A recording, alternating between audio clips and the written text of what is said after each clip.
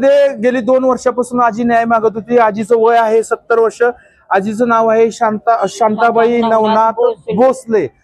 लोक म्हणतात की वंशाला दिवा पाहिजे, मुलगा पाहिजे। आज तिने ज्या मुलाला 9 महिने पोटामध्ये वाढवलं, मोठा केला, लहानाचा मोठा केला, त्याच मुलानं आणि त्याच्या बायकोने आजीला 2 वर्ष घरातून बाहेर काढलं होतं।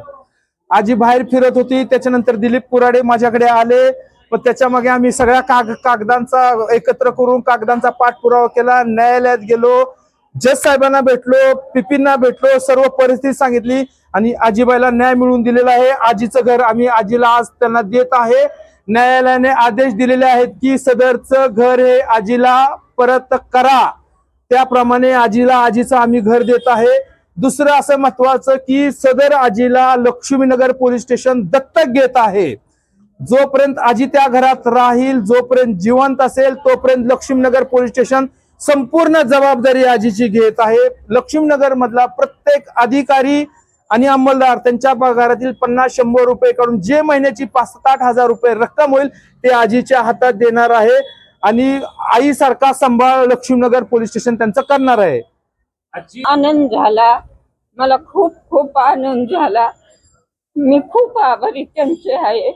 मला नवजीवन मला अजून मिळालं। मी म्हातारी झाले, 70 वय आहे माझं, पण अजून मला नवीन जीवन मिळालं। हा माझा उद्देश आहे आणि असंच सहकार्य करा। कुणाच्या वाट्याला असं येऊ नाही, माझ्या वाट्याला आलं। मी सहीन लई खूप खूप सुनेचं केलं ते कारण का की आज नाही उद्या सुधरेल, आज नाही उद्या शानी होईल, पण ती झाली नाही। आमचा सतत छळ केला आमचा। ती छळ मी लई सहीन केला। बोलणं तर मी आयुष्यात कुणाचं ऐकलं नाही, कुणाचं बोलणं मी खाल्लं नाही, पण माझ्या सुनेनी माझ्या बद्दल इतकी घाण बोलली, इतकी मला काय बोलली, मी ती सहीन केलं आणि बाबू मारून त्यांनी पोटात ठेवलं। आजी आता तुम्हाला आम्ही तुमच्या घराची चावी देत आहे।